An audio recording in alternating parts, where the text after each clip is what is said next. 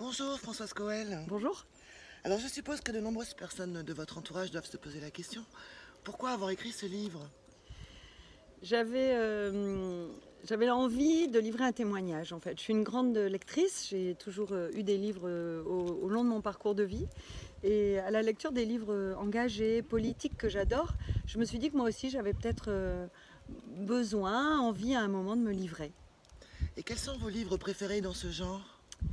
Ah bah bien sûr, il y a des ouvrages qui font référence. Je pense notamment au fameux Indignez-vous de Stéphane Hessel. Je pense à Laissez-nous faire d'Alexandre Jardin, qui est un bel ouvrage militant citoyen. Je pense au livre de Brice Teinturier, Plus rien à faire, plus rien à foutre, qui m'a beaucoup marqué, qui m'a beaucoup aidé.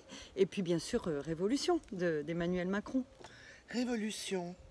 Est-ce justement pour vous un nouveau cap et une nouvelle orientation politique? C'est surtout une pause.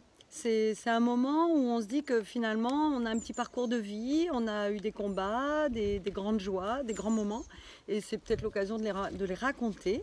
Je me disais aussi que tous les gens qui ont la gentillesse d'avoir l'envie de venir faire connaissance avec moi pourront à travers ce livre profiter d'un nouveau rendez-vous peut-être, et c'est ça que j'avais envie de faire. Alors Charles Berling a écrit la préface de votre livre. Est-ce que cette rencontre a été jolie pour vous et est-ce un joli cadeau de sa part? Oui, c'est un très beau cadeau. J'ai connu Charles Berling grâce à mon ami Jean-Claude Dreyfus. Et je pense que dès qu'on s'est rencontrés, il a compris la valeur, l'authenticité, la sincérité de mon engagement militant sur Fréjus notamment. Dans le combat contre le Front National, il sait, lui, dirigeant une structure culturelle à Toulon, à quel point ce combat doit être aujourd'hui pragmatique et concret et ne pas aller sur les mêmes combats qu'il y a 20 ans. Et je pense qu'il a compris que je faisais ça sans compromission, sans concession et sans rémunération aussi, donc avec vraiment la vérité de mon cœur et de ma volonté militante. En effet, Charles Berling dit que vous écrivez avec émotion et que votre livre n'en est que plus poignant. Et vous, comment définiriez-vous votre travail? Ça c'est sûr, j'ai vraiment écrit avec mon cœur.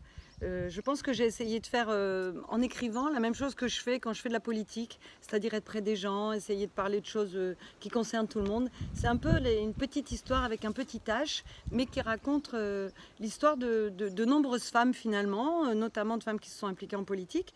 C'est un livre vraiment très citoyen, très ordinaire, et que j'ai voulu écrire avec beaucoup d'humilité. Alors nous allons terminer avec le choix du titre, Françoise Coel. Occupez-vous de vos fesses. Alors, est-ce une boutade, une envie d'interpeller, de provoquer sur un sujet néanmoins très sérieux? Cette phrase, elle a donné lieu, elle a été prononcée par le sénateur maire de Fréjus. Elle a donné lieu à un procès pour injure publique à caractère sexiste. Pour moi, c'était l'occasion surtout d'utiliser les termes de l'adversaire. Comme le dit très bien d'ailleurs Charles Berling dans sa préface, si on arrive à le faire avec de l'humour, avec un petit peu d'ironie, ben ça peut être aussi une arme et un moyen de se défendre. C'est comme ça que j'ai essayé d'écrire ce livre, en considérant que ce n'est pas un livre féministe, mais plutôt un livre féminin. J'avais envie de dire à nos filles que les combats, on va les mener maintenant pour ne pas qu'elles soient obligées de les mener dans 20 ans. Et voilà, c'est vraiment dans cette histoire de femme que je me suis retrouvée moi. Merci beaucoup Françoise Coel de Merci m'avoir à présenté vous. cet ouvrage.